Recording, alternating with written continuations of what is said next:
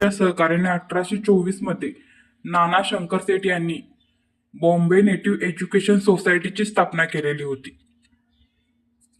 त्या आता Lord Elphinstone यांनी 1822 साली शिक्षण प्रसारासाठी हिंद शाळा व शाळा पुस्तक मंडळी स्थापन केलेली होती. त्यानंतर त्याचे 1824 मध्ये बॉम्बे नेटिव्ह एज्युकेशन मध्ये रूपांतर झालेले आहे. प्रश्न क्रमांक 3, जनतेचे दुःखे सनशीर मार्गाने सरकारपुढे मांडण्यासाठी दादाभाई नौरोजी व भाऊ दाजी लाड यांच्या सहकार्याने नाना शंकरसेठ यांनी कोणत्या संस्थेची स्थापना केली? तर जनतेची जी दुःख आहेत ती सनदशीर मार्गाने सरकारपुढे मांडण्यासाठी दादाभाई नौरोजी आणि भाऊ दाजी लाड यांच्या सहकार्याने नाना शंकरसेठ यांनी बॉम्बे असोसिएशन 1852 ला स्थापन केलेले आहे. प्रश्न क्रमांक 4, 1832 मध्ये दर्पण हे मराठी भाषेतील पहिले साप्ताहिक कोणी सुरू केले? तर 1832 मध्ये दर्पण हे मराठी भाषेतील साप्ताहिक आचार्य बाळशास्त्री जांभेकर यांनी सुरू केलेले आहे. त्याचबरोबर आचार्य बाळशास्त्री जांभेकर यांनी दिग्दर्शन हे मासिकही सुरू केलेले होते. 6 जानेवारी हा जांभेकरांचा जन्मदिन पत्रकार दिन म्हणून आपण साजरा करतो. प्रश्न क्रमांक 5, ब्रिटिश सरकारने राव बहादूर ही पदवी कोणास दिली? तर ब्रिटिश सरकारने राव बहादूर ही पदवी दादोबा पांडुरंग तरखडकर यांना दिलेली होती. आता दादोबा पांडुरंग तरखडकर यांनी मानव धर्म सभेची स्थापना 1844 मध्ये सुरत या ठिकाणी केलेली होती. त्याचबरोबर परमहंस सभेची स्थापना 1849 मध्ये मुंबई या ठिकाणी केलेली होती. यावरही तुम्हाला परीक्षेमध्ये प्रश्न विचारले जातात. प्रश्न क्रमांक 6, मराठी भाषेचे पाणिनी किंवा मराठी भाषेचे व्याकरणाचे पाणिनी म्हणून कोणास ओळखले जाते? तर मराठी भाषेचे पाणिनी, मराठी व्याकरणाचे पाणिनी म्हणून दादोबा पांडुरंग तरखडकर यांना ओळखले जाते. प्रश्न क्रमांक 7, प्रभाकर हे साप्ताहिक कोणी सुरू केले होते? तर प्रभाकर हे साप्ताहिक भाऊ महाजन म्हणजेच गोविंद विठ्ठल कुंटे यांनी सुरू केलेले होते. यांचा जन्म झालेला आहे कुलाबा जिल्ह्यातील पेण येथे. त्याचबरोबर धूमकेतू व ज्ञानदर्शन या नियतकालिकांचे त्यांनी संपादनही केलेले आहे. जांभेकरांचे दर्पण दिग्दर्शन मध्ये ते प्रथम लेखन करत होते. कोण? तर भाऊ महाजन. त्यांचं पूर्ण नाव आहे गोविंद विठ्ठल कुंटे. प्रश्न क्रमांक 8, ब्रिटिश सरकारने जस्टिस ऑफ पीस व राव बहादूर, इथं राव बहादूर येणार, राव बहादूर. तर ब्रिटिश सरकारने जस्टिस ऑफ पीस व राव बहादूर या पदव्या कोणास दिलेल्या होत्या? तर या दिलेल्या होत्या गोपाळ हरी देशमुख यांना. भाऊ महाजन यांच्या प्रभाकर या साप्ताहिकात गोपाळ हरी देशमुख यांनी शतपत्रे लिहिलेली आहेत. यावर तुम्हाला बऱ्याच वेळा परीक्षेमध्ये प्रश्न येऊन गेलेला आहे. प्रश्न क्रमांक 9, लोकहितवादी असे कोणत्या समाजसुधारकाला संबोधले जाते? तर गोपाळ हरी देशमुख यांना आपण लोकहितवादी असेही म्हणतो. सर्वांगीण सुधारण्याचे आद्य प्रवर्तक असेही त्यांना म्हटले जाते. त्यांनी एकूण 36 ग्रंथ लिहिलेले आहेत. त्याचबरोबर लोकहितवादी हे मासिकही त्यांनी सुरू केलेले होते. प्रश्न क्रमांक 10, ग्रँड मेडिकल कॉलेजची स्थापना कोणी केली होती? तर ग्रँड मेडिकल कॉलेजची स्थापना भाऊ दाजी लाड म्हणजेच रामचंद्र विठ्ठल लाड यांनी सुरू केलेली होती. आता कुष्ठरोगावर त्यांनी गुणकारी औषध शोधल्यामुळे त्यांना धन्वंतरी असेही म्हटले जाते. त्याचबरोबर गिरनार पर्वतातील रुद्रदामनच्या शिलालेखावरून रुद्रदामन हा चेष्टनचा नातू आहे हे भाऊ दाजी लाड यांनी सिद्ध केलेले होते. प्रश्न क्रमांक 11, महात्मा ज्योतिराव फुले यांनी मुलींसाठीची पहिली शाळा कोठे सुरू केली होती? तर महात्मा ज्योतिराव फुले यांनी मुलींसाठीची पहिली शाळा पुण्यात बुधवार पेठेतील भिडेवाड्यात सुरू केलेली होती 1 जानेवारी 1848 ला. त्याचबरोबर 3 जुलै 1851 मध्ये बुधवार पेठेतील चिपळूणकरांच्या वाड्यात मुलींची दुसरी शाळा सुरू केली होती आणि 17 सप्टेंबर 1851 मध्ये रास्ता पेठेत मुलींची तिसरी शाळा सुरू केलेली होती. त्याच्यानंतर 15 मार्च 1852ला वेताळ पेठेत मुलींची शाळा सुरू केलेली होती. अशा प्रकारे महात्मा ज्योतिबा फुले यांचं शैक्षणिक कार्य आपणाला पाहायला मिळतं. प्रश्न क्रमांक 12. पुण्यातील गोखल्यांच्या बागेत महात्मा फुलेंनी पहिला विधवा पुनर्विवाह कधी घडवून आणला? तर पुण्यातील गोखल्यांच्या बागेत महात्मा फुलेंनी पहिला विधवा पुनर्विवाह 1864 मध्ये घडवून आणला होता. प्रश्न क्रमांक 13. बालहत्या प्रतिबंधक गृहाची स्थापना महात्मा फुलेंनी कधी केली? तर बालहत्या प्रतिबंधक गृहाची स्थापना महात्मा फुले यांनी 1863 मध्ये केलेली होती. महात्मा फुलेंनी काशीबाई या विधवा भगिनीच्या यशवंत या मुलास दत्तक घेतलेले होते, कारण महात्मा ज्योतिबा फुले आणि सावित्रीबाई फुले यांना अपत्य नव्हते, म्हणून त्यांनी काशीबाई या विधवा भगिनीच्या यशवंत नावाच्या मुलाला दत्तक घेतलेलं होतं. प्रश्न क्रमांक 14. 1877 मध्ये दीनबंधू हे वृत्तपत्र कोणी सुरू केले होते? तर 1877 मध्ये दीनबंधू हे वृत्तपत्र महात्मा ज्योतिबा फुले यांनी सुरू केलेले होते. प्रश्न क्रमांक 15. महात्मा ज्योतिराव फुले यांनी सत्यशोधक समाजाची स्थापना केव्हा केली? तर 24 सप्टेंबर 1873ला महात्मा ज्योतिराव फुले यांनी सत्यशोधक समाजाची स्थापना केलेली आहे. त्याचबरोबर सार्वजनिक सत्यधर्म हा त्या निधनानंतर प्रकाशित झालेला त्यांचा ग्रंथ आहे. त्याचबरोबर गुलामगिरी हा एक त्यांचा ग्रंथ आहे.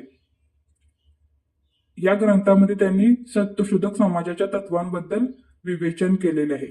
आता सत्यशोधक समाजाचे जे ब्रीदवाक्य आहे ते आहे, सर्व साक्षी जगतपती त्यासी नकोच मध्यस्थी.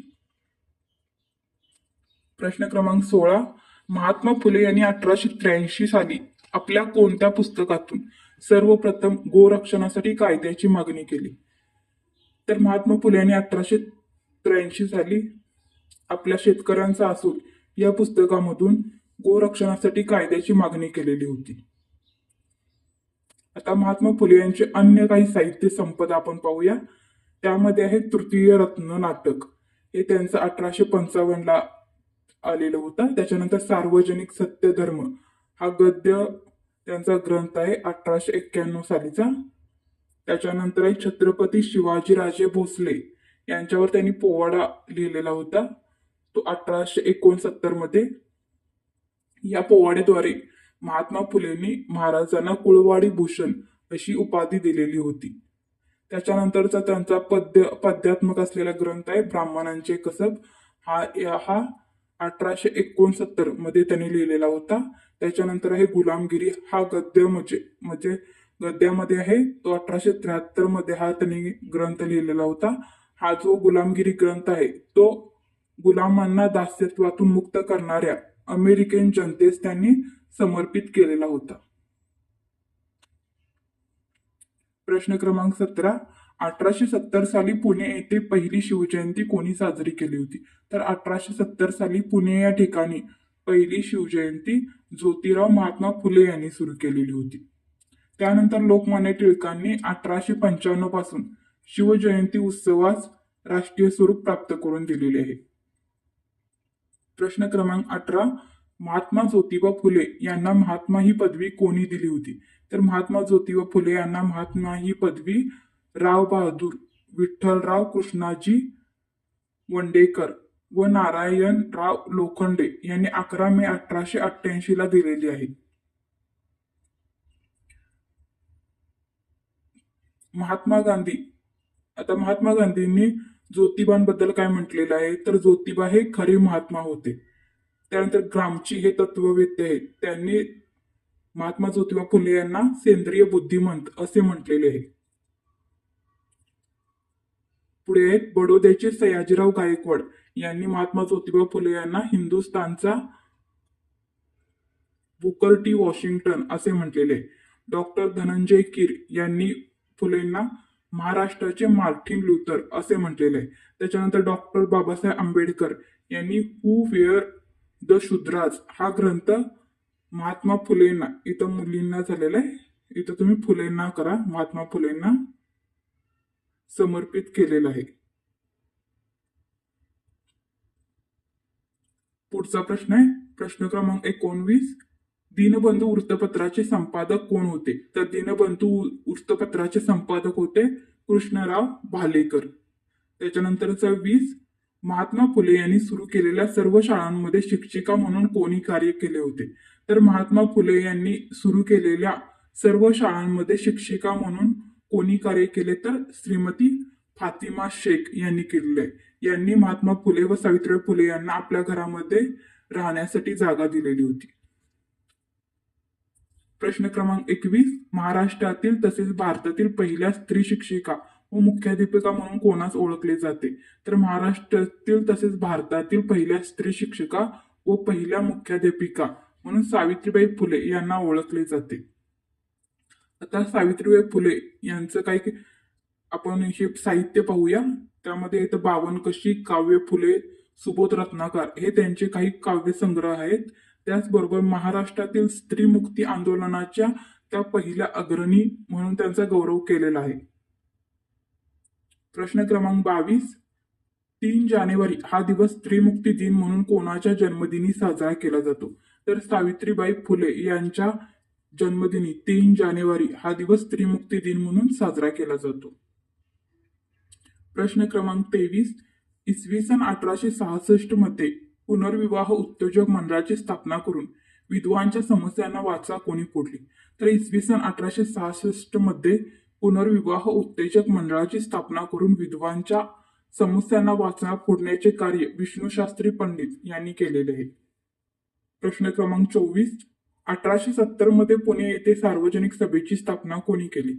तर गणेश वासुदेव जोशी यांनाच आपण सार्वजनिक काका असे म्हणतो. यांनी 1870 मध्ये पुणे या ठिकाणी सार्वजनिक सभेची स्थापना केलेली आहे. प्रश्न क्रमांक 25. यमुना पर्यटन या कादंबरीचे लेखक कोण आहेत? तर बाबा पद्मनजी हे यमुना पर्यटन या कादंबरीचे लेखक आहेत. त्याचबरोबर त्यांनी अरुणोदय हे आत्मचरित्रही लिहिलेले आहे.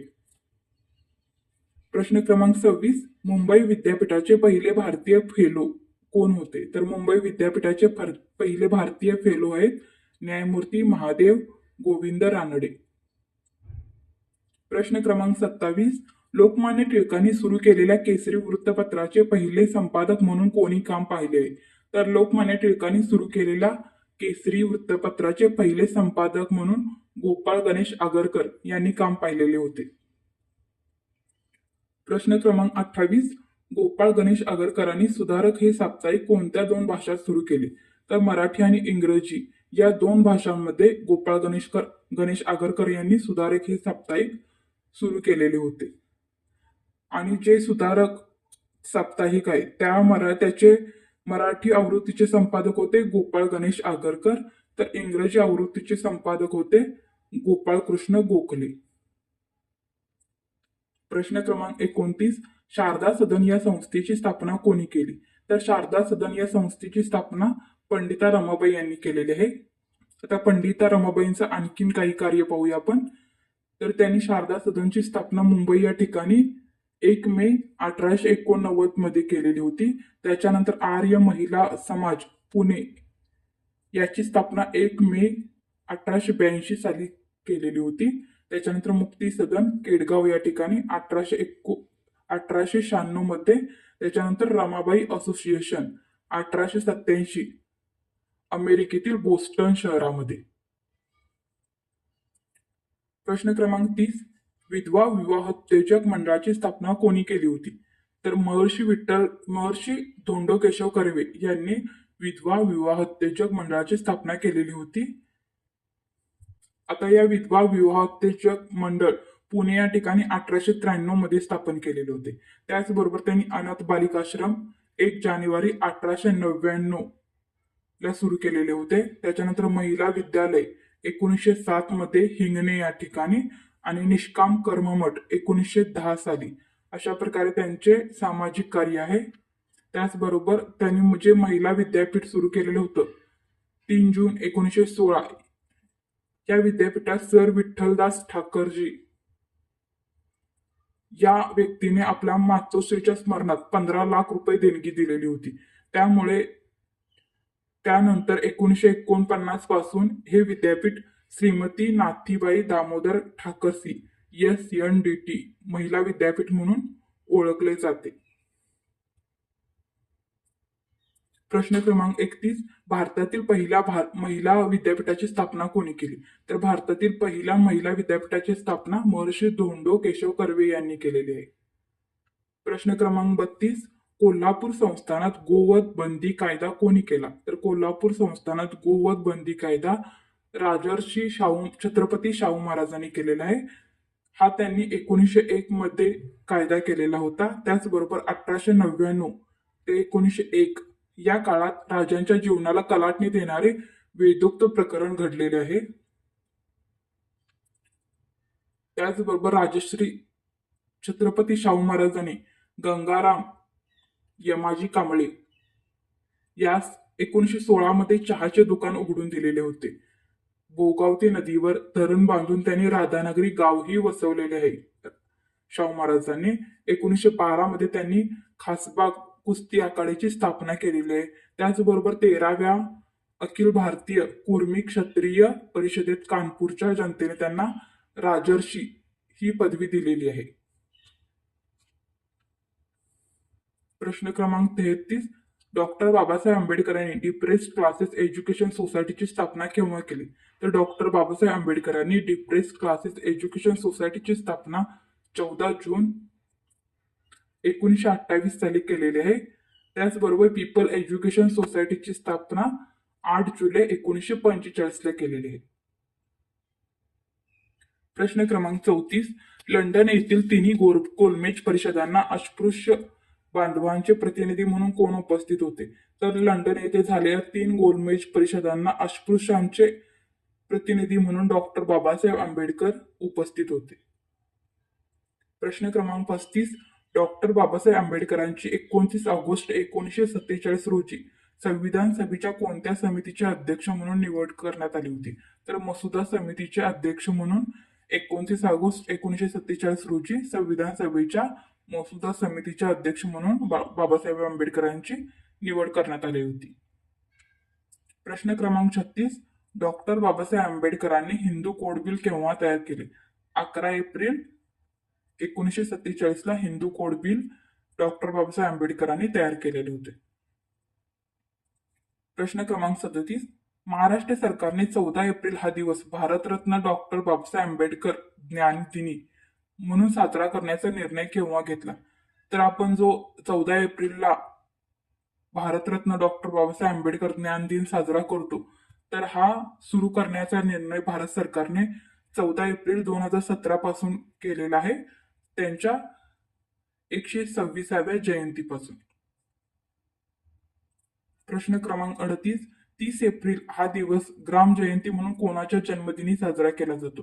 तर 30 एप्रिल हा ग्राम जयंती दिन म्हणून राष्ट्रसंत तुकडोजी महाराज यांच्या जन्मदिनी साजरा केला जातो. आता राष्ट्रसंत ही पदवी तुकडोजी महाराजांना डॉक्टर राजेंद्र प्रसाद यांनी दिलेली आहे.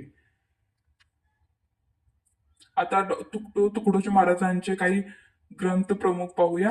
त्यामध्ये आहेत ग्रामगीता, आदेश रचना, सुविचार स्मरणी, हे काही महत्वाचे ग्रंथ राष्ट्रसंत तुकडोजी महाराजांचे. प्रश्न क्रमांक 39. पत्री हा पहिला देशभक्तीपर काव्यग्रंथ कोणी लिहिला?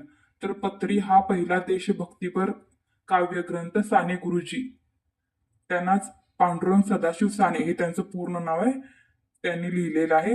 आता साने गुरुजींचा आणखीन काही महत्वाचे जे ग्रंथ आहेत ते पाहूया. त्यामध्ये येते श्यामची आई हे पुस्तक त्यांचं प्रसिद्ध आहे. त्याचबरोबर विद्यार्थी हे मासिक, काँग्रेस हे साप्ताहिक, साधना हे साप्ताहिक आणि खरा तो एकच धर्म ही त्यांची कविता जी प्रसिद्ध आहे. प्रश्न क्रमांक 40. डॉक्टर बाबासाहेब आंबेडकर यांनी आपला हू वेअर द शूद्रास हा ग्रंथ कोणास समर्पित केला? तर डॉक्टर बाबासाहेब आंबेडकरांनी हू वेअर द शूद्रास हा ग्रंथ महात्मा फुले यांना समर्पित केलेला होता. प्रश्न क्रमांक 41. राजर्षी शाहू महाराज 1920 साली येथे झालेल्या ब्राह्मणोत्तर सामाजिक परिषदेचे अध्यक्ष होते. तर 1920 साली ब्राह्मणोत्तर सामाजिक परिषदेचे अध्यक्ष म्हणून राजर्षी शाहू महाराज हुबळी येथे झालेल्या सामाजिक परिषदेचे अध्यक्ष होते. प्रश्न क्रमांक 42, जातीभेद व अस्पृश्यता निवारणासाठी इसवी सन 1944 मध्ये समता मंच कोणी स्थापन केला? तर इसवी सन 1944 मध्ये समता मंच महर्षी धोंडो केशव कर्वे यांनी सुरू केलेले आहे. प्रश्न क्रमांक 43, सन 1873 मध्ये महात्मा ज्योतिबा फुले यांनी सत्यशोधक समाजाची स्थापना कोणासाठी केली? तर 1873 मध्ये ज्योतिबा फुले यांनी सत्यशोधक समाजाची स्थापना ब्राह्मणी वृत्तीच्या जुलमातून सामान्य माणसाच्या मुक्तीसाठी केलेली आहे. प्रश्न क्रमांक 44, डॉक्टर बाबासाहेब आंबेडकरांनी गोलमेज परिषदांमध्ये कशाची मागणी केली होती? तर गोलमेज परिषदांमध्ये आंबेडकरांनी स्वतंत्र मतदारसंघाची स्थापना मागणी केलेली होती. प्रश्न क्रमांक 45, सामाजिक क्रांतीचे जनक असे कोणास म्हटले जाते? तर महात्मा ज्योतिबा फुले यांना सामाजिक क्रांतीचे जनक म्हटले जाते. प्रश्न क्रमांक 46, डॉक्टर बाबासाहेब आंबेडकर यांनी आपल्या विचारांच्या प्रसारासाठी कोणत्या वृत्तपत्रांचा वापर केला? तर जनता पत्र व मुकनायक या वृत्तपत्रांमधून डॉक्टर बाबासाहेब आंबेडकरांनी आपल्या विचारांच्या प्रसारासाठी यांचा वापर केलेला होता. प्रश्न क्रमांक 47, मानवी समता हे मासिक कोणी सुरू केले होते? तर मानवी समता हे मासिक महर्षी धोंडो केशव कर्वे यांनी चालू केलेले. प्रश्न क्रमांक 48, महर्षी धोंडो केशव कर्वे यांनी जानेवारी 1899 मध्ये सुरू केलेल्या अनाथाश्रमचा उद्देश काय होता? तर महर्षी धोंडो केशव कर्वे यांनी जानेवारी 1899 मध्ये अनाथाश्रम एक संस्था सुरू केलेली होती. त्याचा उद्देश होता विधवांना शिक्षण देणे. प्रश्न क्रमांक 49, राजर्षी शाहू महाराजांनी क्षात्रगत गुरु या पदावर सर्वप्रथम कोणाची नेमणूक केली होती? तर ते सदाशिव लक्ष्मण पाटील यांची नेमणूक राजर्षी शाहू महाराजांनी क्षात्रगत गुरु या पदावर केलेली होती. प्रश्न क्रमांक 50, राजर्षी शाहू महाराजांनी 1911 मध्ये कोणत्या समाजास आश्रय दिला होता? तर 1911 मध्ये शाहू महाराजांनी सत्यशोधक समाजास आश्रय दिलेला होता. प्रश्न क्रमांक 51, डॉक्टर बाबासाहेब आंबेडकर यांनी सामाजिक व राजकीय क्षेत्रात कार्य करण्यासाठी कोणता पक्ष स्थापन केला? तर सामाजिक व राजकीय क्षेत्रात काम करण्यासाठी डॉक्टर बाबासाहेब आंबेडकरांनी शेड्यूल कास्ट फेडरेशन हा पक्ष स्थापन केलेला होता.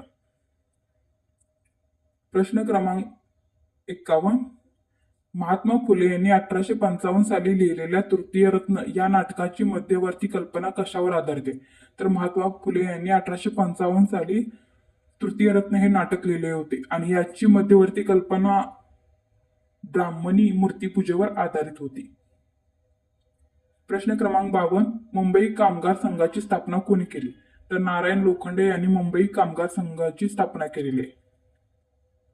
प्रश्न क्रमांक 53, शाहू महाराजांचे वर्णन नवीन युगाच्या आगमनाची घोषणा करणारा अग्रदूत या शब्दात कोणी केलेले? तर धनंजय कीर यांनी शाहू महाराजांचे वर्णन नवीन युगाच्या आगमनाची घोषणा करणारा अग्रदूत असे केलेले आहे. प्रश्न क्रमांक 54, गोपाळ गणेश आगरकर हे पंडिता रमाबाई यांनी काढलेल्या कुठल्या संस्थेचे हितचिंतक होते? तर गोपाळ गणेश आगरकर हे पंडिता रमाबाईंनी सुरू केलेल्या शारदा सदन या संस्थेचे हितचिंतक होते. प्रश्न क्रमांक 55, गोपाळ गणेश आगरकरांचा सुधारक हे साप्ताहिक काढण्यामागचा उद्देश काय होता? तर सुधारक हे साप्ताहिक सुरू करण्यामागचा उद्देश गोपाळ गणेश आगरकरांचा होता पाश्चिमात्य शिक्षणाचा स्वीकार करणे. प्रश्न क्रमांक 56, महर्षी कर्वे यांनी 21 एप्रिल 1944 मध्ये स्थापन केलेला समता संघ कुठल्या संस्थेत पुढे अंतर्भूत झाला? तर महर्षी धोंडो केशव कर्वे यांनी 21 एप्रिल 1944 मध्ये समता संघ स्थापन केलेले होते आणि या संस्थेचे पुढे जाती निर्मूलन संस्थेत रूपांतर झालेले आहे. प्रश्न क्रमांक 57, सर्व समाज सुधारकांच्या कार्यामागचा उद्देश काय होता? तर सर्व समाज सुधारकांच्या कार्यामागचा उद्देश होता मानवता धर्मानुसार नवसमाजाची उभारणी करणे. प्रश्न क्रमांक 58, महात्मा फुले यांच्या सत्यशोधक समाजाने कशा विरुद्ध आवाज उठवला? तर महात्मा फुले यांच्या सत्यशोधक समाजाने सामाजिक गुलामगिरी विरुद्ध आवाज उठवलेला आहे. प्रश्न क्रमांक 59, महात्मा फुले यांच्या शाळेतील 14 वर्षाच्या मुक्ताई या मातंग समाजाच्या मुलीने लिहिलेला निबंध कशावर आधारित आहे? तर महात्मा फुले यांच्या शाळेतील 14 वर्षाच्या मुक्ताई या मातंग समाजातील मुलीने धार्मिक स्तरावर निबंध लिहिलेला होता. आणि आजचा आपला शेवटचा प्रश्न आहे, प्रश्न क्रमांक 60. मुंबई येथे स्वतःच्या राहत्या घरात मुलींची शाळा कोणी सुरू केली? तर जगन्नाथ शंकर शेठ यांनी आपल्या मुंबई येथील राहत्या घरात मुलींसाठी शाळा सुरू केली.